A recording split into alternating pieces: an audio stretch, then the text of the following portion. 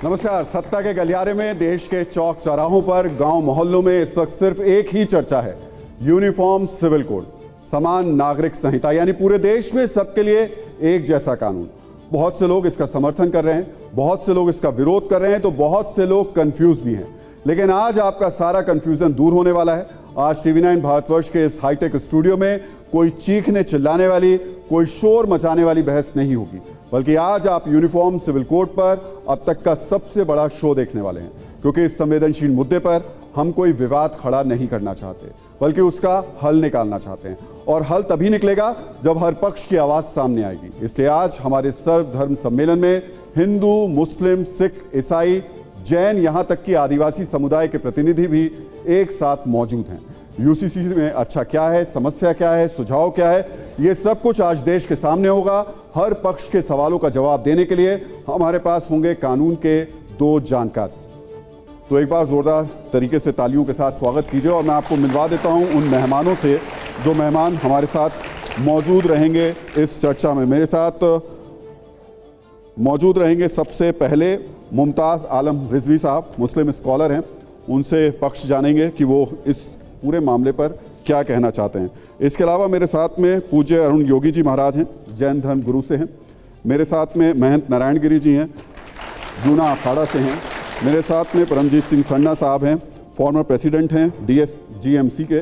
Doctor John Dayal हैं, Catholic union के अध्यक्ष हैं। और उसके साथ साथ मेरे साथ हेमा एक्का जी हैं, संयोजक हैं आदिवासी सरना धर्म से। और उसके अलावा मेरे साथ MC कौशिक हैं, फॉर्मर एडिशनल KC कौशिक, माफ़ी चाहूँगा, फॉर्मर एडिशनल सॉलिसिटर जनरल। और इसके अलावा विष्णु शंकर जैन हैं, एडवोकेट हैं सुप्रीम कोर्ट से।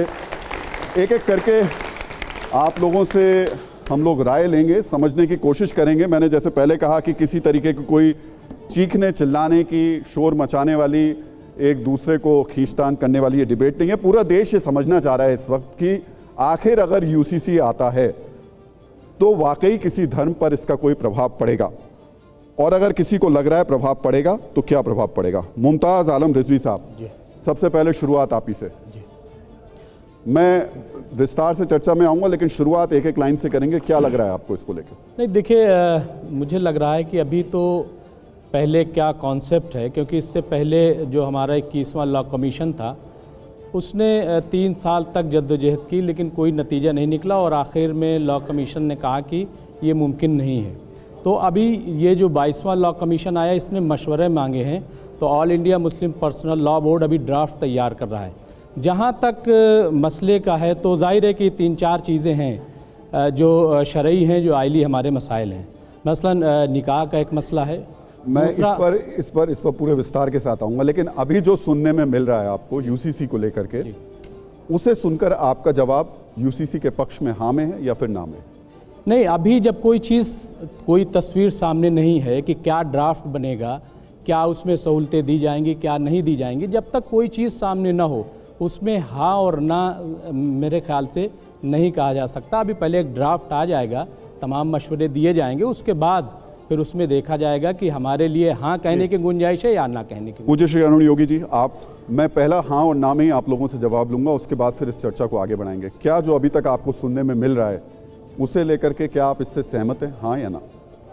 हमारे पूज्य गुरुदेव आचार्य श्री रूपचंद जी महाराज जी के प्रतिनिधि के रूप में मैं यहाँ पर आया हूँ और देश की एकता, अखंडता और सुरक्षा के लिए हम हाँ में ही जवाब देंगे, और होना भी चाहिए, और समय आ गया है बदलाव करने का। महंत नारायण गिरी जी, आपका जवाब। देखिए कि पूरा विश्व के अंदर में मान लीजिए कि आपका पड़ोसी देश पाकिस्तान में भी ये जो है लागू है, वहाँ पर आचार संहिता वगैरह, अमेरिका वगैरह में भी लागू है। जब हमारा कानून जो है एक दृष्टि से सबके लिए एक बराबर जैसा न्याय करता है, और न्यायपालिका ने भी इस बात पर जो है किया है, तो विशेष रूप से मैं तो इसके पक्ष में हाँ में हूँ कि एक जो कानून लागू होना चाहिए। परमजीत सिंह सन्ना जी। देखिए, ऐसा है जी कि अंधेरे में लाठी मारने का फ़ायदा नहीं है। हमें यही मालूम नहीं है कि ये यूनिवर्सल कॉमन कोड बिल क्या है, क्या नहीं है। फिर आज़ादी से पहले हमारे लीडरशिप के साहबान मास्टर तारा सिंह, बाबा खड़क सिंह के साथ पंडित नेहरू जी का और महात्मा गांधी जी का ये वादा था कि हिंदुस्तान में जो भी कानून बनाया जाएगा वो सिखों से पूछ के बनाया जाएगा। आज हमसे पूछ ही नहीं रहे हैं। दूसरी मैं बात ये कहना चाहता हूँ कि हिंदुस्तान में जिस हिसाब से कानून चल रहा है उसमें कौन सी दिक्कत आई है कि सरकार इस कानून को बदलना चाहती है? आपके जवाब ना में है। अभी शुरू में अगर मैं मानूं तो आप ना नहीं, की मैं तरफ। इसके खिलाफ हूँ। आप मैं इसके इस खिलाफ कानून हैं। के खिलाफ में ठीक है। हूँ। जब डॉक्टर तक जॉन हमें दयाल, पता नहीं चले कुछ ना हो, हम बिल्कुल ऐसे नहीं है कि हाँ में हाँ मिलाई जाए। डॉक्टर जॉन दयाल हमें मालूम कैथोलिक होना यूनियन चाहिए के क्या है। स्पोक्स पर्सन हैं। डॉक्टर साहब आपका क्योंकि ऑडियंस ताली नहीं बजा रहा सरदार साहब की बात पे, तो मैं बजाता हूँ। वो आपका जवाब। हमें पता यही मेरा जवाब है। आज से 25 साल पहले आज बिशप एलन डिलास्टिक और मैं ईसाई समाज की तरफ से प्रधानमंत्री श्रेष्ठ श्री अटल बिहारी जी वाजपेयी श्रद्धेय उनसे कई बारी मिले। राम जेठमलानी लॉ मिनिस्टर थे, उनसे कई बार मिले। प्रधानमंत्री तथा अरुण जेटली जो लॉ मिनिस्टर थे, उनसे कई बार मिले। हमने कहा, सर कहा है कि आप ड्राफ्ट लाइए, उसको हम हाँ भी कह सकते हैं, कौन जानता है, ना भी कह सकते हैं, या अपना सजेशन दे सकते हैं। वो दिन है 25 साल पहले का, और आज मोदी जी का ज़माना है। सरकार ने अभी तक अपने ताश नहीं खोले कि मानती क्या है। सरकार की नीयत पर अब हमको शक हो रहा है। जी हेमा जी, आपका जवाब। मेरा जवाब हाँ में होगा। मैं आप साथ में हैं। आदिवासी समुदाय से मैं हूँ। जहाँ तक मेरा मानना है कि लोगों को लगता है कि इसमें धर्म बहुत प्रभावित होगा, या फिर शादी, या फिर अधिकार, पर मेरा ये मानना है कि मुझे लगता है, या फिर हमारे समुदाय को ये लगता है कि ये जो एक कानून बनेगा ये सबके लिए होगा, उसमें हमें भी फ़ायदा मिलेगा। तो मेरा पक्ष हाँ है। अब दो कानून के जानकार मेरे साथ में मौजूद हैं। पहले उनसे राय ले लेते हैं कि अगर ये इस तरीके का एक कानून आता है तो उसका कानूनी तौर पर क्या कोई मुश्किलें आ सकती हैं या फिर सब कुछ आसान होगा। केसी कौशिक साहब, आपको लगता है अगर यूसीसी आएगा तो कोई दिक्कत नहीं आने वाली है कानून की जो प्रक्रिया है उसमें, उसको पालन कराने में? देखिए, जहाँ तक इस बात का मानना है कि हिंदुस्तान में एक समान सिविल संहिता होनी चाहिए, वो तो हमारा जो भारत का संविधान है उसके अनुच्छेद 44 की हम बात करें तो उसमें सरकार को राइट दिया गया है। सरकार इस बात का प्रयास करे कि पूरे मुल्क में एक समान संहिता होनी चाहिए, लेकिन वो समान संहिता जो है जिसकी हम बात कर रहे हैं, जिसकी हम कल्पना कर रहे हैं, उसको इम्प्लीमेंट कैसे करेंगे, ये अपने में एक सवाल होगा कि इतना आसान नहीं होगा इसको इम्प्लीमेंट करना जितना हम इसको आज की डेट में सोच रहे हैं। विष्णु शंकर जैन जी, हाँ या ना अगर मैं इसमें पूछूं आपसे तो? नहीं, देखिए, मैं इसको ऐसे बोलना चाहूँगा कि अभी सारे लोगों की मैंने बात सुनी और सबने एक ऐसा उत्तर दिया कि अभी पता ही नहीं है कि यूनिफॉर्म सिविल कोड में क्या आने वाला है, तो हाँ कहें या ना कहें। पर मैं इसको ये कहने वाला हूँ कि अगर आप 21st लॉ कमीशन का अध्ययन करें तो 21st लॉ कमीशन ने ऐसा नहीं है कि यूनिफॉर्म सिविल कोड के पूरे प्रपोजल को ही रिजेक्ट किया। उन्होंने बहुत सारे सजेशंस भी दिए हैं कि इन मुद्दों पे यूनिफॉर्मिटी लाई जा सकती है। जैसे मेरा जवाब हाँ में होगा दो चीज़ों के लिए। आप देखिए कितनी बड़ी विडंबना है कि अगर आज एक हिंदू समाज का आदमी एक से ज़्यादा शादी करता है तो सेक्शन 494 आईपीसी में वो एक ऑफेंस या सज़ा का हकदार है, पर वही आज एक दूसरे धर्म का आदमी एक से ज़्यादा शादी करता है तो उसके लिए वो ऑफेंस नहीं है। और क्रिमिनल लॉ तो पकड़ा जाएगा। हाँ, ईसाई धर्म में भी है, पर मुस्लिम समाज के नहीं है। पर मुस्लिम समाज के लिए एग्जेम्पशन है कि हिंदू के अलावा कोई शादी करे तो नहीं पकड़ा जाएगा। मैं उसको रेक्टिफाई कर देता हूँ सर, मैं उसको रेक्टिफाई कर देता हूँ। अगर क्रिश्चियन हो, पारसी हो, सिख हो, जैन हो, वो सब उसमें आते हैं, पर मुस्लिम समाज के लोगों को उसके लिए एग्जेम्पशन है। अब मैं ये बात इसलिए कहना चाह रहा हूँ, क्रिमिनल लॉ का बेसिक सिद्धांत है कि क्रिमिनल लॉ सबके लिए एक समान होता है। अगर आज कोई चोरी कर रहा है तो आप उसको सजा देंगे इररिस्पेक्टिव ऑफ हिज रिलीजन, पर क्रिमिनल लॉ का सिर्फ एक सेक्शन ऐसा है, सेक्शन 494 आईपीसी, जो मुस्लिम समाज के लोगों को ये एग्जेम्पशन देता है कि वो एक से ज्यादा शादी करें और उनके लिए पनिशमेंट नहीं होगा। इसकी वजह से बहुत सारा कन्वर्जन हो रहा है। मैं यहाँ पे उदाहरण नहीं देना चाहता। और दूसरा सबसे अहम मुद्दा मैं उठाना चाहता हूं, जब से आपने पहले दूसरे गेस्ट पे जाएं, एज ऑफ मैरिज। यूनिसेफ ने कहा है कि age of marriage human right से जुड़ा हुआ मुद्दा है। आप अगर 9 साल की बच्ची से आज शादी कर रहे हो या जो भी एज की बच्चे से शादी कर रहे हो जो 18 साल से कम की है, चाइल्ड प्रोहिबिशन एक्ट के खिलाफ शादी कर रहे हो और आप कह रहे हो कि नहीं ऑफेंस नहीं होगा। रिजवी साहब, लेकिन ये जो वुमेन डिग्निटी का इशू है, ये वुमेन राइट्स का इशू है, डॉक्टर जॉन, जस्टिस का इशू है। जी डॉक्टर जॉन, मैं आऊँगा आपके पास में, लेकिन रिजवी साहब चूंकि पहली बात जो विष्णु जी कह रहे हैं वो यही कह रहे हैं कि ज़्यादातर आपत्तियां जो आ रही हैं वो मुस्लिम समाज की तरफ से आ रही हैं, और जो उन्होंने मुद्दा उठाया है वो भी 3 शादियों को लेकर के ही उठाया। यही मुद्दा है जिस वजह से ज़्यादातर इस तरीके की आपत्तियां देखने को मिल रही हैं। मेरे ख्याल से ये बिल्कुल गलत परसेप्शन बनाया जा रहा है कि मुसलमान ज़्यादा आपत्ति कर रहा है।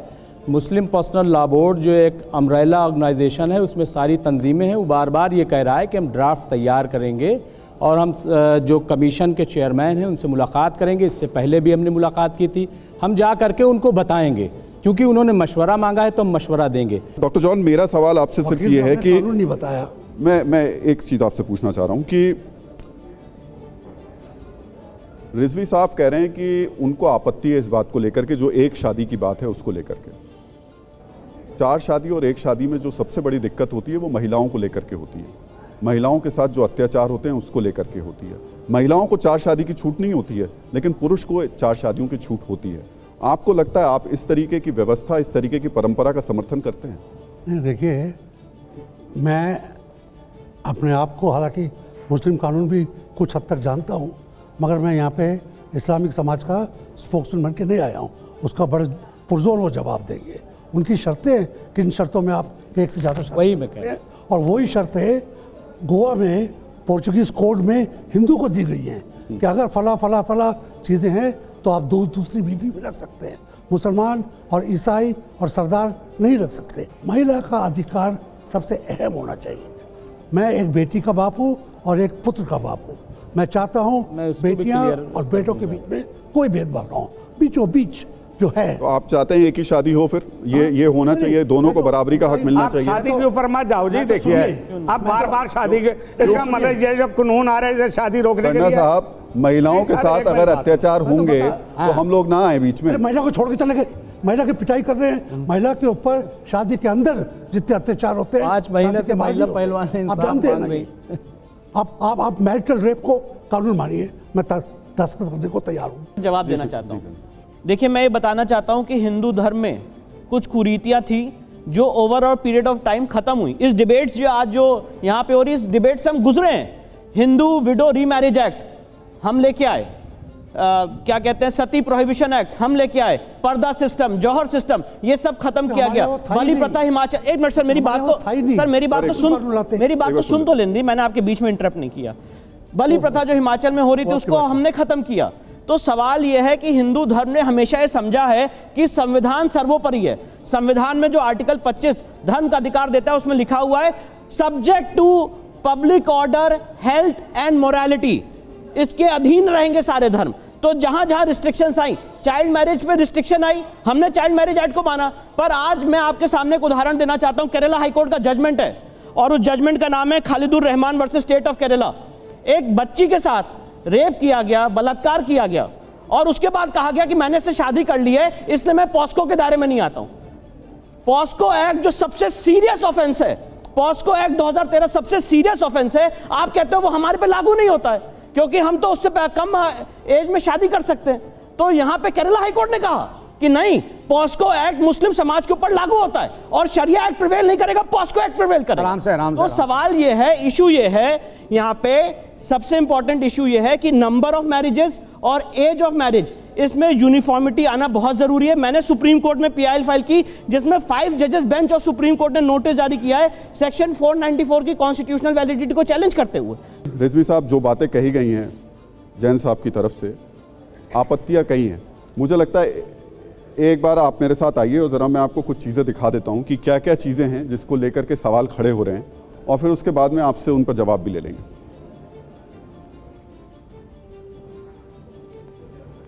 इस तरफ आइए, आप यही रहिएगा।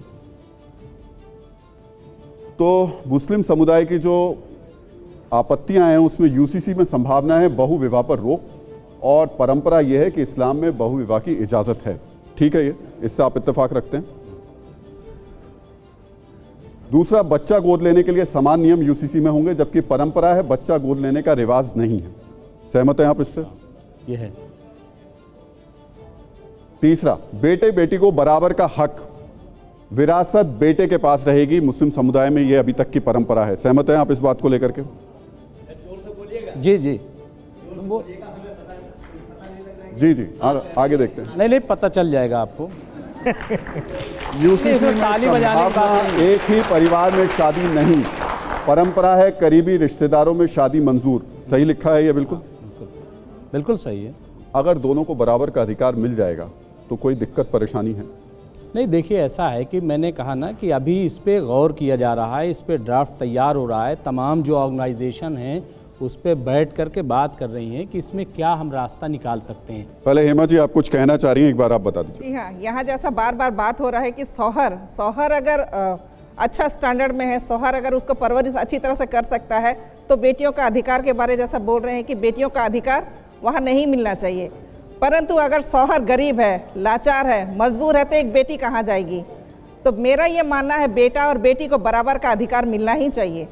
जैसा दो आँख है उसी तरह बेटा और बेटी में कोई फर्क नहीं है। देखिए ये एक मिनट, ये मैडम आपने जो बात कही ये बिल्कुल आप एक सामने वाली कंडीशनल आपने बात कही। इस्लाम में अभी आप ही ने कहा कि आर्थिक हालात बहुत ज्यादा खराब हैं मुस्लिम इस्लाम समाज के। में बेटी को बाप के घर से और ससुर के घर से बराबर का हिस्सा मिलता है। हाँ, बराबर का मिलता है। वही मैंने और उसके आगे जाकर के बताया पंजाबी में चाहे ससुर है चाहे पेका है, जी उसको बराबर जायदाद वो बाप के मरने के बाद मिलेगी, कोई फर्क नहीं है। वही मैंने कहा। और ये भी कहा कि अगर शौहर एक मर जाता है आदिवासी समाज में हम और उसकी दूसरी शादी होती है तो जो मर जाता है उसको भी हक उसको मिलता है, और जो नई शादी होती है वहाँ भी उसको हक मिलता है। तो ऐसा नहीं है, ये आप हिंदू वही चीज की। देखिए ऐसा है जी सरना जी बताइए। बात चल रही है यूनिवर्सल कॉमन कोड बिल की। यहाँ तो आप मुसलमानों का बिल लेके बैठ गए हैं जी, उनमें क्या है क्या नहीं है हमें बताया जाए ना जी। एक मिनट सर, एक करके आ रहा हूं। मेरी बात पूरी आपके पास भी आ रहा था सरना जी, आ रहा था आपके पास। भाई आपके पास हाँ। सिखों के अपने रीति रिवाज हैं। अब यहाँ आपने लिखा कि वो जो हिंदू है अपने नज़दीकी रिश्तेदार से शादी नहीं कर सकता। जो पंजाबी हिंदू हैं या हम हैं अपने बाप के नहीं कर सकते हैं, वो अपनी मासी की लड़के से शादी करते हैं, चाहे सिख हैं चाहे हिंदू है। बाप की दादे की औलाद से नहीं कर सकते, बाप उनके बुआ से कर सकते हैं, मासी से कर सकते हैं। ये कहाँ के कानून है साहब, कहाँ के कानून? आप एक मिनट बेटा मेरी बात सुनो। ऐसा हिंदू में नहीं है।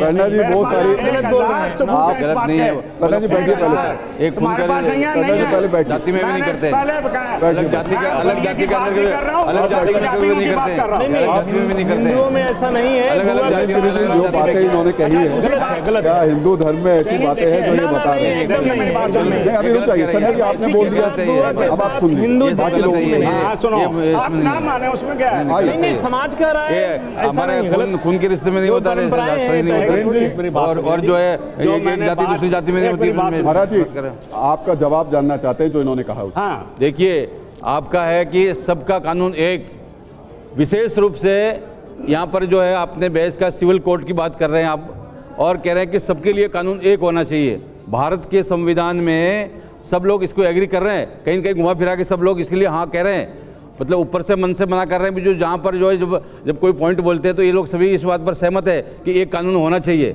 जैसे मान लीजिए कि हमारे वकील साहब जैन साहब ने कहा कि जो है अपराधी को जो है सज़ा देने के लिए एक ही कानून है, तो ऐसे ही हमारा भारत के अंदर में जो है बहुत से धर्मों को लेकर क्या होता है कि बहुत से जगहों पर जो है बहुत अत्याचार होता है भी, बहुत से संप्रदायों को लेकर बहुत से रीति रिवाज है हमारे, बहुत से जैसे हमारी बहन जो आदिवासी बैठी उनमें अलग अलग रीति रिवाज है, तो ये लेके बहुत सारी चीज़ों को लेकर कन्फ्यूजन है। वो सब सारा कन्फ्यूजन कम करने के लिए विशेष रूप से मैं आपकी बात पे बोला नहीं, कन्फ्यूजन जो है वो कन्फ्यूजन को दूर करने के लिए, विशेष कन्फ्यूजन को दूर करने के लिए जो है वो एक कानून बना रहे जा रहे हैं कि सबका कानून एक होना चाहिए, कि सबका कानून एक। जब भारत का संविधान एक है और वो जो है धर्मनिरपेक्ष है, किसी धर्म को पक्ष लेके वो जो है वो निर्णय नहीं करता है, तो उस से जो है तो सब जो है ये जो है कानून जो आ रहा है ये आप मान लीजिए कि ये आना ही चाहिए।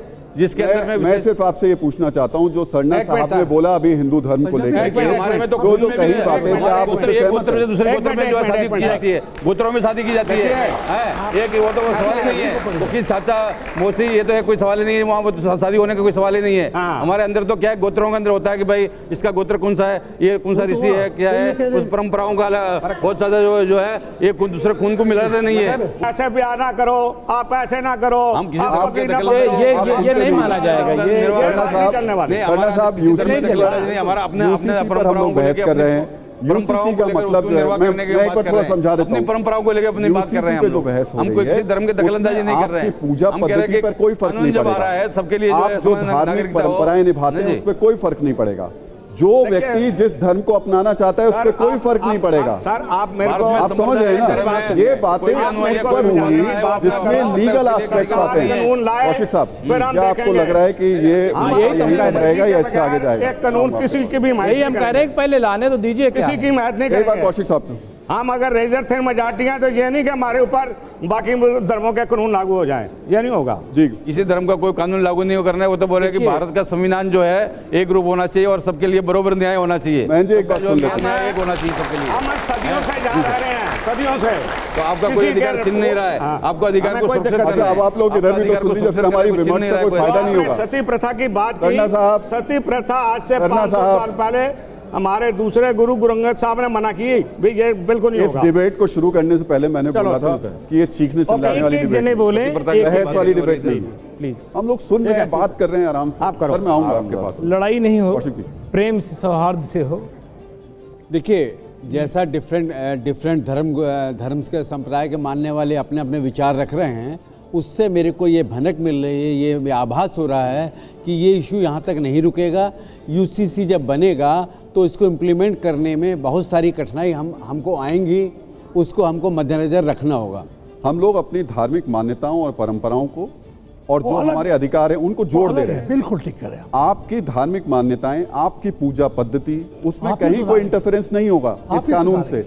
इसमें अधिकारों की बात होगी, लेकिन बहुत सारे यंगस्टर्स मेरे साथ यहाँ बैठे हुए हैं और मुझे लगता है उन लोगों से बात कर लेनी चाहिए और पूछ लेना चाहिए कि कोई सवाल आपके जहन में जो आप पूछना चाहते हैं, खासतौर से जो स्टूडेंट है। मैं आऊँगा सर आपके पास में, लेकिन पूछिए, किससे सवाल है आपका? सरदार जी, मेरा आपसे सवाल है कि आपने कहा था कि दूसरे के धर्म में क्या हो रहा है क्या नहीं, हमें उस पर नहीं जाना चाहिए कभी भी। तो सबसे पहले ये बात आती है कि हम दूसरे के धर्म पे नहीं जा सकते, लेकिन राजस्थान हो या कोई और भी हो, वहाँ सती प्रथा होती है। तो सबसे पहले हम स्कॉलर बन के आएंगे कि वो क्यों हो रहा है, गलत हो रहा है। तो वो धर्म स्वीकार करेगा, समय के साथ उसको बदलाव भी करेगा, लेकिन आप नहीं करेंगे। तो उस समय वो परिस्थितियाँ थी जो सती प्रथा की, वो देखी थी क्या किसी ने? उस औरत के साथ क्या बीती थी, क्या था, वो किसी को नहीं पता। हम सभी PhD स्कॉलर्स बन के आएंगे कि this is a wrong act and this should not be done in Hinduism, but we can not speak on any other religion what is going wrong in that religion.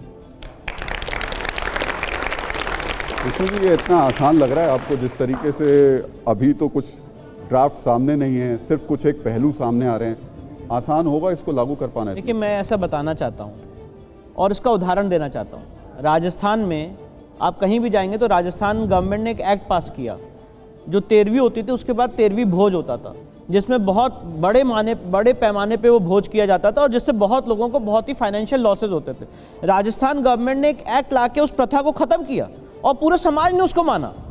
ऐसे ही मैं उदाहरण देना चाहता हूँ, हिमाचल में बलि प्रथा थी, हिमाचल हाईकोर्ट ने उस बलि प्रथा को असंवैधानिक घोषित किया। वो अलग मामला है कि वो सुप्रीम कोर्ट में समय लंबित है।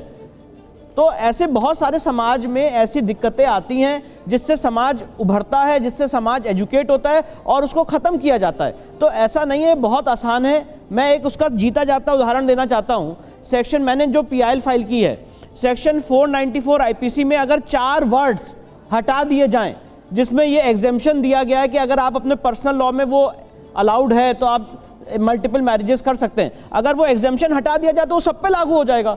IPC का जो प्रोविजन सेक्शन 494 है, उसी तरह से जो आज चाइल्ड मैरिज प्रोहिबिशन एक्ट है, अगर आप उसको कह दें कि ये इर्रिस्पेक्टिव ऑफ रिलीजन सब पे लागू होगा, जो यूनिसेफ ने कहा है कि 18 साल से कम की शादी करना ह्यूमन राइट्स का वायलेशन है। मैं नहीं कह रहा हूं, यूनिसेफ ने कहा है। तो ये अगर आप सब पे लागू नहीं कर सकते हैं तो मुझे लगता है जो हमारे संविधान में आर्टिकल 25 में लिखा हुआ है कि religion is subject to public order, health and morality, वो डेड लेटर है। इस पूरे मामले पे सबसे ज्यादा शंकित और आशंकित डॉक्टर जॉन दयाल हैं। बार बार उनका हाथ ऊपर आता है। अब बताइए आपका सवाल क्या है? क्योंकि मैंने श्री अटल बिहारी वाजपेयी साहब के साथ काफ़ी लंबे घंटों तक इस बहस की थी, और बुढ़ापे की वजह से मैं मानता हूँ सरदार साहब की तरह कि मेरा कुछ हक भी बनता है यहाँ पर, और ये इतने यंग बच्चे हैं, इनको समझाना और सिखाना भी मेरा फ़र्ज़ है।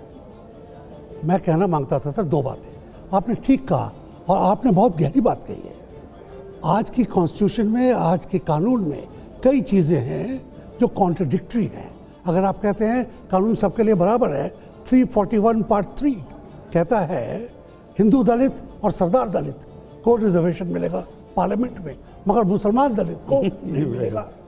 तो कई अंदर कानून के पर मुसलमान समाज में उनको ओबीसी का आरक्षण मिल रहा है। गुरुदेव क्यों ओबीसी का, क्यों एससी का क्यों नहीं? ऐसी जातियां हैं। इक्वलिटी एससी का क्यों नहीं सर? एससी का क्यों नहीं? 27% हिंदू धोबी को मिलेगा, मुस्लिम धोबी को क्यों नहीं? और हिंदू नाई को मिलेगा, मुस्लिम नाई को क्यों नहीं? मुस्लिम समाज के लोग कहते हैं हमारे जातियां ही नहीं है। जब उस पर बात कीजिए ना, मुस्लिम रास्ता आप निकाल लेते हैं अपना। सर मुस्लिम समाज के लोग कहते हैं कि हमारे यहाँ जातियां नहीं है। वकील साहब, जब मंडल कमीशन का केस हुआ तो मंडल कमीशन के केस में सुप्रीम कोर्ट ने कहा कि इनके यहाँ जातियां हैं और उन वंचित क्लासेस को आज भी आरक्षण मिल रहा है। यूसीसी अभी जो डिस्कस हो रहा है आर्टिकल 44 पर, इसमें स्पेशली अभी तो ड्राफ्ट आया नहीं है, लेकिन एक बात मानी जा रही है, शादी ब्याह तलाक और बंटवारा और जो अधिकार बच्चे बच्ची का है, कुल मिलाकर उतने में इसको रखा जाएगा। यूसीसी का मतलब ये नहीं कि अभी और भी दायरे इसके बढ़ेंगे, चूंकि आर्टिकल 36 से लेकर 51 तक जो है ये तो डायरेक्टिव प्रिंसिपल ऑफ स्टेट का मसला, ये इन्फोर्सेबल है ही नहीं। लेकिन 44 पर अगर डिस्कस हो रहा, शादी होगी तो कैसी होगी? क्या वो कागज पे जो एग्रीमेंट होता कोर्ट में वो होगा, या अग्नि रखकर साथ फेरे पूरे भारत के लोग 4 होंगी या 1 होगी? ये भी है, 4 होंगी या 1 होगी? एक होंगी, 4 हो कहां रही है? एक व्यक्ति इस समाज में, इस आप शो करते हैं, कानून आ जाने दीजिए सर अगर हो नहीं रही है तो आप शो करते हैं, पूरा भारत देखता है। एक व्यक्ति को पकड़ के लाइएगा, 4 बीवी 40 बच्चे वाले को। मैं इस बड़े शो पर का ऐलान कर रहा हूं, यदि ऐसा हुआ जीवन भर हमारे संत महाराज जो कहेंगे इन्हीं का धर्म हम स्वीकार कर लेंगे, लेकिन इस गलत प्रचार को देश में बंद करवाया जाए। 4 बीवी 40 बच्चे पूरे भारत में, एक मुसलमान को लेकर आप आ जाइए, कहीं नहीं है। आप रिकॉर्ड दीजिए, सरवर साहब, डबल मैरिज सरवर सबसे साहब ज्यादा किसका है? ऊंची आवाज करके, तीसरे नंबर पर ऊंची आवाज करके आप अगर कहेंगे कि आपकी बात सब लोग मान लें तो नहीं हो पाएगा। तो आप जो बात कह रहे हैं, आप जो कह रहे हैं, मैं ऐसे तमाम लोगों को आपके सामने लाके खड़ा कर सकता हूं जिन्होंने कई शादियां की हैं, जिन्होंने अपनी बेटियों को अधिकार नहीं दिया है, जिन्होंने बेटियों के साथ नाइंसाफी की है, जिन्होंने उत्तराधिकार के नाम पर देता है के साथ, और अगर सरकार देना चाहती है तो हम स्वागत करते हैं, वो इस्लाम है। अरुण योगी जी जितनी बात ये कह रहे हैं उससे तो ऐसा लग रहा है कि यूनिफॉर्म सिविल कोड के सबसे बड़े समर्थक यही है, सबसे बड़े। आपको लग रहा है? देखिए, यहाँ पर जो बहस रखी गई है ये यूसीसी के ऊपर रखी गई है। पीछे क्या हुआ है क्या नहीं हुआ है उस पर हमें नहीं जाना है।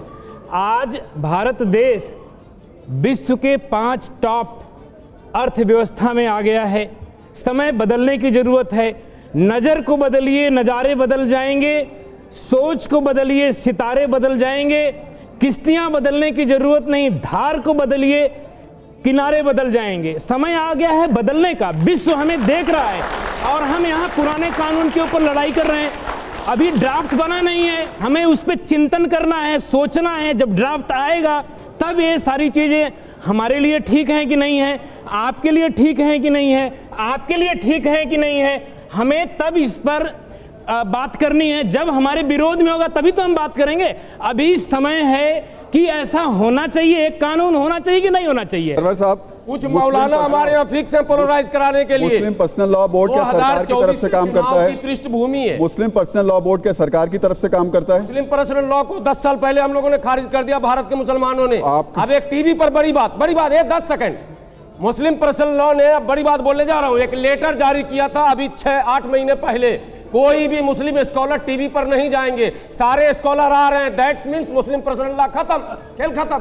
अगर उसका पावर होता, प्रभाव होता, तो टीवी चैनल पर कोई ना आते। मुस्लिम पर्सनल लॉ बोर्ड को नहीं मानते ना आप? एक मिनट मुस्लिम, सर ना जी एक मिनट रुक जाइए, मुझे बात करने दीजिए। मुस्लिम पर्सनल लॉ बोर्ड को आप नहीं मानते ना? क्यों मानेंगे? नहीं मानते। अब 3 मुस्लिम धर्मगुरु क्या कह रहे हैं इस मामले पे? को मानने कहता है। 3 मुस्लिम धर्मगुरु क्या कह रहे हैं ये मैं आपको सुनवाता हूं, फिर पूछूंगा आप उनको मानते हैं या नहीं मानते। नहीं मैं सुनवा देता हूं। सब मोदी सरकार की मिली भगत है इस देश में, सबको सुनवा देते हैं। कुछ नहीं लागू होगा ये भी लोग जानते हैं। एनआरसी लागू हो गया क्या? सुन तो लीजिए। 5 साल पहले नहीं लागू 6 महीने तक देश जूझा था, नहीं लागू हुआ था, लेकिन 6 महीने तक लोग सड़कों पे बैठे थे ना। एनआरसी लागू हुआ, बैठाया गया था, लोग सड़कों पर बैठे थे ना। वही होगा, अभी वही होगा, धरना भी होगा। चलिए अभी रुकिए, पहले सुनवा देते हैं सर। हमारी आवाज ही ऐसी है सर। चलिए पहले उन मुस्लिम धर्म गुरुओं ने क्या कहा ये सुन लेते हैं एक बार। आप इधर आ जाओ। आर्टिकल 21 में हमारे मुल्क के कानून में ये बात कही गई है कि हमें लिबर्टी और डिग्निटी के साथ जीने का हक और अधिकार है। फिर आर्टिकल 25 से लेकर 30 तक ये बात कही गई कि हमें अपने मज़हब पर आज़ादी का पूरा हक और इख्तियार होगा। तो मुझे नहीं लगता है कि फिर किसी डायरेक्टिव प्रिंसिपल के ज़रिए से उसका हनन किया जाए या उसकी खिलाफ वर्जी की जाए। यूसीसी का ताल्लुक़ सिर्फ हमसे नहीं है, तमाम रिलीजियस कम्युनिटीज़ से है। और पर्सनल लॉ बोर्ड ने ये बात भी कही है कि यूसीसी जो है वो हम लोगों को काबिल कबूल नहीं है, और इस सिलसिले में कानूनी दायरे में रहते हुए जो भी बात है कॉन्स्टिट्यूशन की रोशनी में लॉ कमीशन के सामने इससे पहले भी रखा गया था, फिर रखा जाएगा। हर आदमी अपने धर्म की किताब को पहले मानता है और हर आदमी अपने धर्म की किताब पर ध्यान रखता है, इसलिए इस प्रकार की बात को सामने रखते हुए वो इस यूनिफॉर्म सिविल कोड को लागू किया जाए।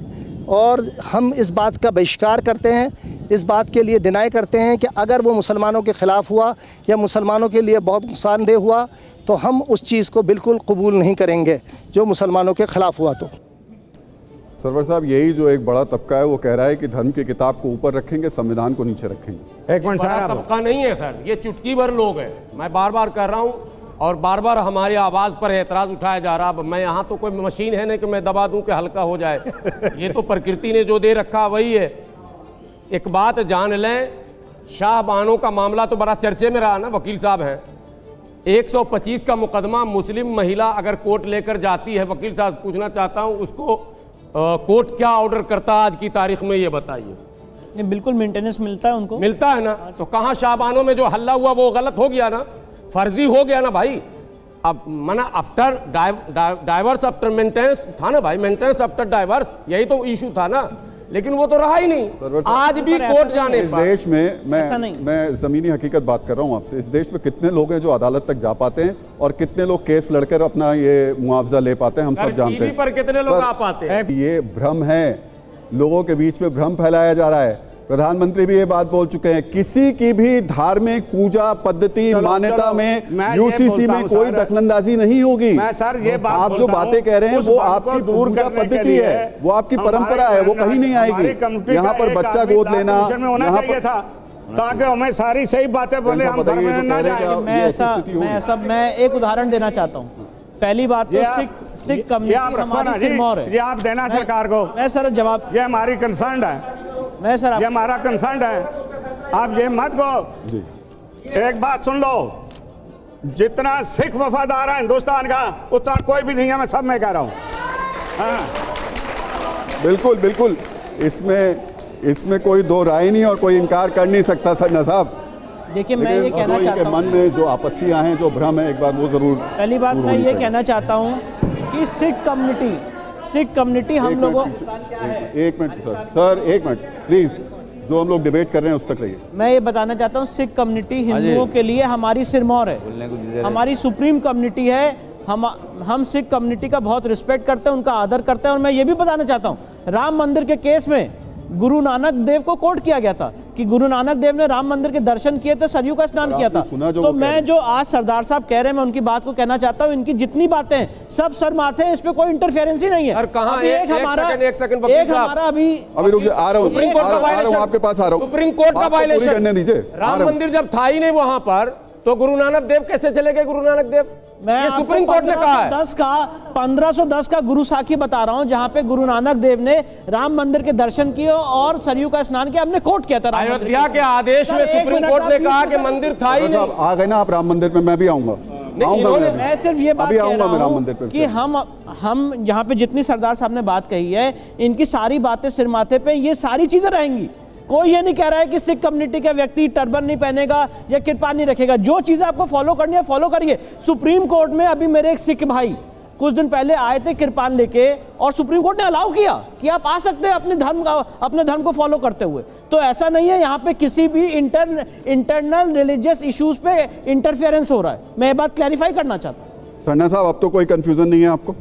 नहीं है। देखिए ऐसा है, कंफ्यूजन नहीं है, पर हम ये हिंदुस्तान हमारा हिंदुस्तान है। हिंदुस्तान का लफ्ज़ सबसे पहले गुरु नानक साहब जब बाबर की कैद में थे तो कहा था हिंदुस्तान दराइसी सवेला। हिंदुस्तान का लफ्ज़ 15वीं सदी में गुरु नानक साहब की देन है। पर हमें डर ये है कि राज सत्ता में आके हमारे जाति मामलों में दखल अंदाजी सरकार बिल्कुल ना करे, कानून बनाए, हमें कोई इतराज़ नहीं है। चाहे किसी भी धर्म में हम उसकी मुखाफत नहीं चाहते हैं। सिख किसी के भी उसका नाम क्या, जो सिख है, किसी के कोई तकलीफ है तो सिख उसके लिए खड़ा है। चलिए, 1 घंटे के इस विमर्श में आपने इतना तो माना, यहाँ तक पहुँचे।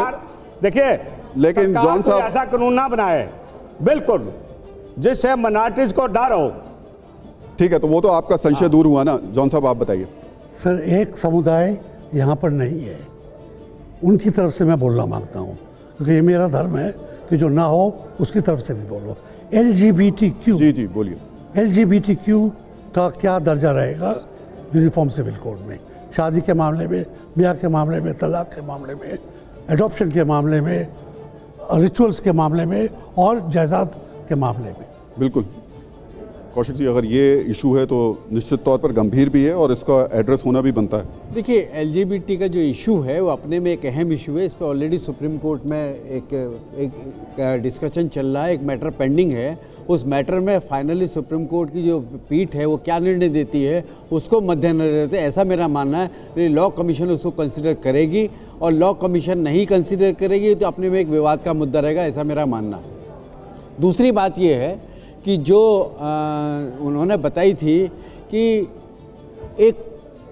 एक ब्लड रिलेशंस में भी शादी हो जाती है, वो यदि आप मेडिकल पॉइंट ऑफ व्यू से देखेंगे तो हार्मफुल है, लोगों को डिसेबिलिटी होती है।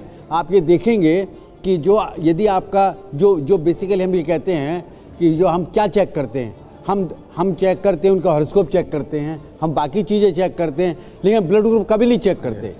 यदि हस्बैंड का भी ए ब्लड ग्रुप है और वाइफ का भी एक ब्लड ग्रुप है, बच्चों में चांसेस हैं कि डिफॉर्मिटी आने के चांसेस हैं। जो गोत्र परंपरा है हिंदू समाज की, उसका जो बेसिक कंसेप्ट पे आप जाएंगे तो बेसिकली ब्लड रिलेशन से ही रिलेटेड है। एक गोत्र में शादी नहीं होनी चाहिए। उसका क्या कारण है कि यदि आपका एक पर्टिकुलर ब्लड है और दूसरे में वही ब्लड है तो बच्चों में डिफॉर्मिटी आना स्वाभाविक है। जी। तो वो किसी भी समाज का हो, ये पर्सनल लॉ यदि उसको एक कहता है कि वो जायज़ है तो वो कानून के हिसाब में भी वो जायज़ नहीं हो सकती, ऐसा मेरा कहना है। सरवर साहब, आप मानते हैं, सहमत हैं इस बात से कि क्लोज ब्लड रिलेशन में शादी नहीं होनी चाहिए? ब्राह्मण समाज में इंक्रीज हो जाएगा मेरा भी। इनके ब्राह्मण समाज में, दलित समाज में है ये ब्लड ग्रुप एक ही है क्या? एक बाप के 4 बेटे अगर हैं तो क्या चारों का ब्लड ग्रुप एक होता है क्या मेडिकली? चांसेस है कि उनके क्या नाम। आप पूरी बात सुन लीजिए। मैंने अपने बच्चों का करा रखा है। आप पूरी आपके बच्चा, मेरे 2 बेटे हैं, स्कूल में ब्लड ग्रुप दोनों का टेस्ट कराया, दोनों का 2 है। आपके बच्चा होता है, इतना का आपका नहीं, आपके मेडिकली फिट नहीं बैठा है। आपके जो बच्चे हैं, सुनिए, आपके जो बच्चे हैं मेडिकली फिट नहीं बैठा सर, वो 140 करोड़ का एग्जाम्पल नहीं हो सकता। हो सकता है आपके बच्चों का ब्लड ग्रुप ना हो, लेकिन चांसेस ये ब्लड ग्रुप एक होने के चांसेस बहुत हैं। ये मेडिकली तो आपके और हमारे भी हो सकते हैं एक साथ। आपके हमारे होते हो सकता है आपका ब्लड ग्रुप मेरा भी एक। आपकी मेरी शादी नहीं हो सकती है, आपकी मेरी शादी नहीं हो सकती है। वो तो डीएनए की बात कर रहा हूँ मैं। जिस शादी से बच्चे पैदा होंगे, मैं सिर्फ उसकी बात कर रहा हूँ। नहीं सर, मैं उसकी बात नहीं कर रहा हूँ। सरवर साहब, फिर आप मानते हैं, आप मानते हैं जो करीबी रिश्ते हैं जब बच्चे होंगे तो सबका ब्लड ग्रुप मेडिकली चैलेंज होगा और उसके बाद में नुकसान होगा, इसलिए नहीं होनी चाहिए। एक डिबेट में टोटल जो है मेडिकल एक्सपर्ट को ही बुला लीजिएगा, वो खुद तय करके बता दें कि आप जानते हैं, इतना तो सब पढ़े हुए हैं। नहीं ना, ये तो अभी फेल हो गए ना सर, इतना तो आप भी फेल हो गए। हम फेल नहीं करो, मेरे पास है, अभी व्हाट्सएप से मंगा देता हूँ। आप फेल हुए। मेरे 2 बेटे हैं, दोनों का ब्लड ग्रुप एक है। आपके बेटे, आपके दोनों बेटे दोनों का ब्लड ग्रुप 2 है, कह रहे हैं आप। अभी भी एक सेकंड रुके, आप अभी भी गलत समझ रहे हैं। ब्लड रिलेशन अलग चीज है, ब्लड ग्रुप अलग चीज। पहले सवाल समझ लिए, सवाल क्या है? कौशिक साहब, सवाल समझ लिए, सवाल क्या है? सवाल ये है, आपका ब्लड ए ग्रुप है और आपकी पत्नी का भी ए ब्लड ग्रुप है, तो आपके जो बच्चे पैदा होंगे उनमें डिफॉर्मिट होने के चांसेस, मैं ये कह रहा हूँ, मैं ये नहीं कह रहा हूँ कि आपके आपने तो आपके बेटे का भी एक ग्रुप गलत है। तो आपने कैसे बता दिया कि मेरी पत्नी का ब्लड ब्लड रिलेशन का ब्लड ग्रुप से कोई रिलेशन में जब होता है? सरवर साहब, ये ना आप जो बात कह रहे हैं उसको थोड़ा पढ़ना पड़ेगा। अगर आप उसको पढ़ेंगे और पढ़ के समझेंगे तो आपको ये मालूम होगा कि क्लोज रिलेशन में इस तरीके के वाक़ये हुए हैं और उसका नुकसान चैलेंज उठाना पड़ा है बच्चों को खास तौर से। ऐसी स्थिति में जहां ये रिसर्च का विषय है, ये यूसीसी का पार्ट नहीं है। उसी का एक पार्ट है, इसीलिए कहा जा रहा है उसी का पार्ट है। नहीं पार्ट है, उसी का पार्ट है। आप लाइए ड्राफ्ट दिखाइए, उसी का पार्ट है, ड्राफ्ट दिखाइए। अगर उसमें एक हिस्सा बताया जा रहा है कि आप दिखाइए, ड्राफ्ट तो बन के आ जाएगा आपके पास में, एक आ गया है, एक सरकार को दे दिया गया उत्तराखंड में, वो भी सामने आ जाएगा। सारी सरकारों का अलग अलग है, आप देख लीजिएगा, ये ड्राफ्ट आएगा और गोवा के ड्राफ्ट से अलग होगा और राज्य सरकारों का अपना अपना सेटअप होगा। अभी सिर्फ संभावनाओं पे बात हो रही है। एक मिनट रुक जाइए, एक मिनट सर, अभी संभावनाओं पे बात कर रहे हैं। आपकी जो आपत्तियां हैं वो भी संभावनाओं के ऊपर ही। मैं सिर्फ यही जानना चाह रहा हूं आपसे, अगर संभावना है सर तो एक बात बताइए, भगवान श्री राम के पिता महाराजा दशरथ जी हिंदू थे या नहीं थे? ये सवाल है क्या? पत्नियां कैसे हैं? ये सवाल बनता है क्या? वो महाराज कौशल्या, आप सवाल मुझसे पूछ रहे हैं, वो सवाल बनता है क्या? तो यूसीसी, जयपुर के मानसिक, तो यूसीसी तो पहले हिंदू धर्म को नष्ट कर रहा है। ये इतिहास की बातें हैं, समय देखिए कितनी कुप्रथाओं, जो आप सवाल पूछ रहे हैं ऑन रिकॉर्ड है ना, नहीं वो बात ठीक है आपकी, लेकिन कुप्रथाओं का अंत होना चाहिए कि नहीं होना चाहिए? हिंदू धर्म या कोई ऐसी चीजें बदलाव आनी चाहिए समय, मैं जवाब देना समय के साथ कि नहीं मैं उस बात को, एक मिनट सर, मैं उस बात को नहीं दोहराना चाहता हूं। अभी मेरे भाई ने यहाँ पे भगवान राम का जिक्र किया। पहली बात, उनको इस डिबेट में भगवान राम का जिक्र नहीं करना चाहिए था, किसी भी, क्योंकि मैंने भी अपनी मर्यादा को नहीं लांगा है। जब मर्यादा को लांगा जाता है तो सर तन से किनारे लगते हैं। शादियों की बात कर रहे हैं, मर्यादा को लांगा जाता है तो आदर्श होंगे ना, आदर्श वही होंगे। शादी का भगवान से लिंक नहीं, भगवान राम ही आदर्श है ना, आदर्श नहीं है आपके? हिंदू मैरिज एक्ट आप आदर्श है कि नहीं है? कंट्रोल कीजिए आप लोग देखिए, अगर आप ऐसे करेंगे तो नहीं, इन्होंने भगवान राम और वो आदर्श नहीं है। देखिए, मैं ये कह रहा हूँ, जिस तरह से इन्होंने भगवान राम और उनके फादर को डिबेट किया है, सही नहीं है इनका उदाहरण, क्योंकि मैं यहाँ पे उदाहरण धर्म का। अच्छा, लेकिन शादियों की बात कहाँ लिखा है? अपनी नाकामियों को छिपाने के लिए सरवर साहब आपके पास तर्क नहीं बचे हैं, कानून की तर्क करेंगे और यही कर करके आप अपनी दुकान खोल के रखते हैं। एक पुस्तक धार्मिक ऐसी बता दीजिए, अभी यहाँ पर बैठे हुए ना महाराज, इसमें ये लिखा हो कि 2 शादी हिंदू नहीं कर सकता है, वो श्लोक सुना देंगे हम। मैं हिंदू मैरिज, अरे देश का कानून है ना, हिंदू मैरिज एक्ट, देश का कानून है, हिंदू मैरिज एक्ट है, हिंदू मैरिज एक्ट को आप उसको कहिए कि आप यहाँ पे जॉन साहब कुछ पढ़ाई की है? नेहरू साहब ने गलत किया है। हिंदू मैरिज एक्ट क्या है? हिंदू मैरिज एक्ट क्या है? हमारा लॉ कोडिफाई हुआ, एक्ट पर आ गए ना भाई, वो तो है ही। आइए ना फिर एक्ट पे। हिंदू मैरिज एक्ट है, वैसे आने से क्यों डर रहे हैं? कानून की बात आने से क्यों डर रहे हैं? शरीयत एक्ट है, वैसे हिंदू मैरिज एक्ट बात कर रहे हैं। इनको जानकारी नहीं है क्या बोल रहे हैं उस पर बात करें। शरीयत एक्ट में जिस चीजों को छूट दी है, जो आज पब्लिक ऑर्डर, हेल्थ और मोरालिटी की बात कीजिए, यहाँ पे उस पर डिबेट हो रही है, पर ये चलेगा भगवान राम स्थिति पर बात कीजिए। भगवान राम पे कैसे गए? और मैं कहूंगा इन्होंने बहुत अभद्रतापूर्ण बयान दिया, इनको माफी मांगनी चाहिए। आज से जो लाखों साल पहले हुआ, ये उसको यहाँ पे ला रहे हैं बिना कोई शास्त्र जाने हुए, बिना बात कर रहे हैं जाने हुए। अगर मैं आज इनके धर्म के ऊपर टीका टिप्पणी करूंगा, आप नहीं मानते हैं क्या? आपके आदर्श कौन है? मैं ये कह रहा हूँ, आपके आदर्श कौन है? आपके आदर्श कौन है? भगवान राम है। तो फिर मेरे आदर्श भगवान राम है। आप कैसे कर रहे हैं? आप डिनाई कैसे कर रहे हैं? आपके आदर्श के बारे में आप कैसे डिनाई कर रहे हैं? आदर्श के बारे में बात करो। शादी से आप इनकार कैसे कर रहे हैं? आदर्श के बारे में बात करो। हम तो नहीं इनकार कर रहे हैं, तो फिर क्यों आपने बोला? आज भी मेरी बहन नूपुर घर से नहीं निकल पा रही है, मेरी बहन नूपुर आज भी घर से नहीं निकल पा रही है। लोग सर, फिर ऐसी जुदा किनारे किसने लगाए? आप ही लोग ऐसी स्थिति क्रिएट कर देंगे कि समाज बढ़ जाएगा।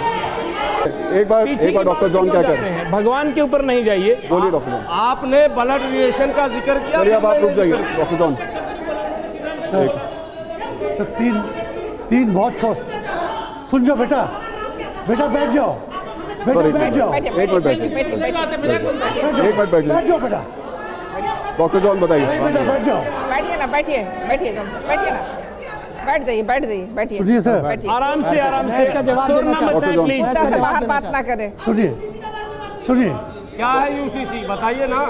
अभी एक मिनट रुक जाइए नहीं है तो यहाँ मत बात करिए, एक जब मिनट है नहीं तो डॉक्टर जॉन बोलिए। और डिबेट पे एक तो थियोलॉजी धर्म की बातें यहाँ पे ना लाइए, एकदम नहीं आना चाहिए, इन्होंने गलती की नहीं है। आना। दूसरी बात, आप क्लास को समझाइए, किसी को कॉर्नर ना करें, ये शोभा नहीं देता इस प्रोग्राम को, और इसका जो गरिमा है, यहाँ पे कानून की बात हो। नहीं सर, गरिमा इन्होंने तोड़ी है। जॉन शुरू में ही मैंने ये बात बोली थी, ये बात हमने शुरू में ही बोली थी, गरिमा पहले वहां से शुरू हुआ। पॉइंट है हेमा जी जिसको लेकर के सवाल उठ रहे हैं, वो खास तौर से नागालैंड के आदिवासियों को लेकर उठ रहे हैं। एक विशेष अधिकार उनको मिला है 371A। अगर ऐसा कोई कानून आता है तो फिर उसको हटाना पड़ेगा और उनके वो विशेष अधिकार चले जाएंगे। उनको संरक्षित करने के लिए, उनको बचाने के लिए इस तरीके के अधिकार दिए गए हैं। आपको लग रहा है वहाँ फिर क्राइसिस होगा, परेशानी हो सकती है? नहीं, क्योंकि देखिए समय के अनुसार हर जगह, जैसा मैं बात करना चाहूँगी, आदिवासियों को बहुत सा ऐसा जगह है जो कि उनको सुरक्षित किया गया है किसी भी कारण से, या फिर जंगल के रहने वाले हैं, उनको एक अधिकार दिया गया है। लेकिन समय के साथ, जैसे हम जंगलों में रहते थे तो हम घुटने तक साड़ी पहनते थे, लेकिन आज हमें भी, हमारे बच्चों को, हमें आज एक ऐसा वक्त आ गया है कि आज हमें भी जंगल से निकलकर शहरों की ओर आना पड़ रहा है। तो आज समय के साथ हमें भी बदलाव करना है, और बदलाव ही हमारा एक आने वाले कल को दर्शाता है। तो इसीलिए मैं ये कहना चाहूँगी कि ऐसा कोई भी हालात यहाँ बन नहीं सकता। साहब कुछ 3 पॉइंट्स आप अपने बता दीजिए, खासतौर से। वैसे तो लॉ कमीशन ने सबसे सुझाव मांगे हैं, 8.5 लाख सुझाव पहुंच चुके हैं। आपके कोई 3 सुझाव हैं इस कानून को लेकर के? नहीं, सुझाव लॉ कमीशन को हमने भी भेज दिया अपनी संगठन की तरफ से, और ये सुझाव ही मांगा गया। दुर्भाग्य है कि ड्राफ्ट आया नहीं, बात क्लियर हुई ही नहीं कि होगा क्या। और आप पहुंच गए रामायण में? मैं यही कहा, नहीं मैं नहीं पहुंचा, आप पहुंच गए? पहुंचाया जा रहा। इस कानून को इस्लाम विरोधी बनाने के लिए सरकार की तरफ से कोशिश मुद्दे पे आ जाते हैं, मुद्दे पे आ जाते हैं। और 3 पॉइंट्स बताइए, 3 पॉइंट्स बताइए, कौन कौन से सुझाव आपने दिए हैं या फिर आप देना चाहते हैं? नहीं, हमने सुझाव में साफ शब्दों में कहा है कि समान कानून के लिए अभी देश बिल्कुल ही तैयार नहीं है। जो बातें अभी इन्होंने इंगित की, कल्चरल अटैक हर जगह होगा, पहले आप उन तमाम सोसाइटी को फेथ में लीजिए, भरोसे में लीजिए। और यह आसान काम है। ये जो टीवी पर अभी बयान हमारे मौलाना लोग दे रहे हैं, क्या सरकार के प्रतिनिधियों से इनकी बात हुई है? क्या इनको कह दिया गया कि ये इस्लाम विरोधी कानून आ रहा है क्या? जब ऐसा कुछ हुआ नहीं तो बयान क्यों? तो ध्रुवीकरण की राजनीति हो रही। तो हमने सुझाव में ये बात कही है कि आप पोलराइज करने के बजाय लोगों के मशवरे को सरकार तक पहुंचाएं, और सरकार के मन में क्या है, ड्राफ्टिंग एक कुछ तो प्लान होगा ना भाई, ऐसा आएगा, वो चीज़ आप एक बार सार्वजनिक करवाइए कि भाई ये सारे पॉइंट्स हैं, अब राय दीजिए आप। सुनिए, पोलराइज कैसे होता है मैं आपको बता देता हूँ। सर एक मिनट रुक जाइएगा। पोलराइज आप जैसे लोगों की वजह से होते हैं, उन धर्मगुरुओं की वजह से नहीं हो रहे हैं। आप लोग जब बैठकर स्टूडियो में राम रामायण सब लेकर आते हैं, उससे पोलराइजेशन होता है। अभी चर्चाएं शुरू हुई हैं, लॉ कमीशन लगातार लोगों से सुझाव मांग रहा है, डिबेट्स और होंगी। हम फिर से एक बार मिलेंगे और कोशिश करेंगे कि कम से कम, माफी चाहूंगा वक्त बचा नहीं है हमारे पास में, लेकिन दोबारा फिर आएंगे और फिर आपसे बात करेंगे और कोशिश करेंगे ये विमर्श के साथ में सुलझे हुए तरीके से चर्चा आगे बढ़े और कानून भी। बहुत बहुत शुक्रिया।